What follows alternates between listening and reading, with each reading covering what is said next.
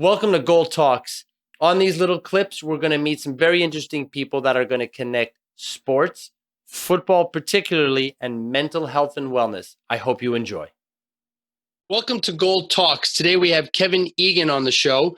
One of the most important pieces of what we do here with the Gold Initiatives Foundation is we love to link and have a conversation about mental health and wellness and how they fit perfectly. Kevin, thank you for joining us today. No, please. Absolute pleasure. So the question, which is what we are always focusing on, is mental health and using it with sport. Have you yourself ever used, some sort of an activity, hitting the pitch, going for a run to help yourself work out a bad day, a certain issue, or just help clear the mind? Or have you ever done that with somebody close to you? All the time. Almost every day, quite honestly, especially during a pandemic. And we all know that our mental health, all of us, is probably taking a hit around a time like this when either we're forced to stay inside or we're not able to play our team sports like we're used to. We're not able to go to our local pub for a beer. It's been a difficult time to process for all of us. So mental health is incredibly important. And I, for one, will go to the football pitch, and it's kind of my little place to go. And there's a place near our house that I know I can go there. And if I do a lot of sprints or practice just certain free kicks and talk to myself out loud, it's therapy for me in a lot of ways. And I'm a talker, as you may know, Paul, already, that I sometimes have to call some friends and chat to them. And I don't have that many friends where I live right now because we just moved here as the lockdown hit.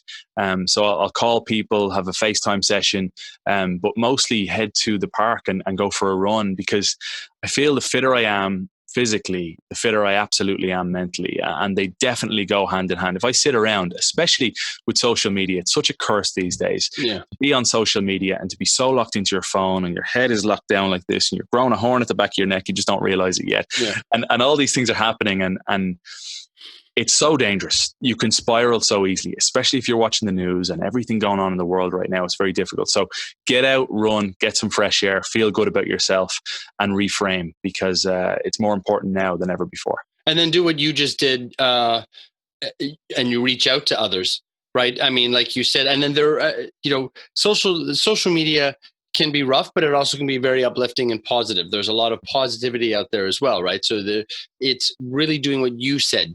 If I don't think I had a moment to talk to somebody, I'm going to pick up my phone. I'm going to light up a Zoom. I'm going to do whatever it takes to get it off and out of my head, so that way I can sort of recalibrate and sort of refocus. Yeah, and honestly, for me, social media, I very rarely come off social media delighted that I went on social media.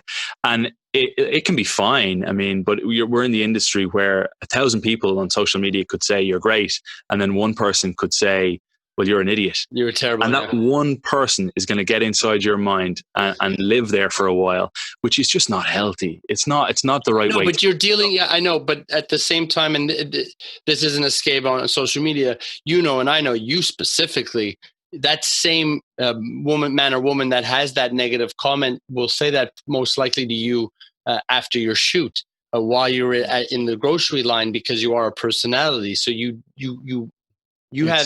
have to deal with it like you're dealing with it now, not allowing it to enter into your mind and really hurt you. And when you really reframe, you think, well, people spewing hate on social media, the reality is there's some insecurities within themselves, most likely. Exactly. And they're dealing with their own issues, most likely. So you try and reframe. But for me, calling someone, I love just calling someone I haven't spoken to in a long time.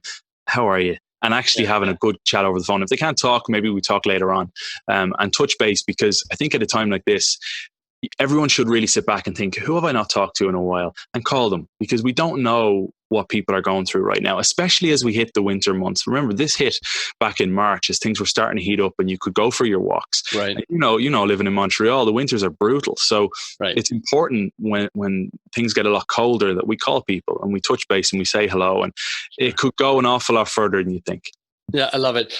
Thank you very much. We don't need more. That is beautiful. And it was very well said. I just wanted to get a little more out of you, but you had really, everything that you said was fantastic. Kevin, thank you for helping, bring up the subject of mental health and wellness and play. Yeah. Thank you. Of course. Paul, Gent, thank you so much for having me on.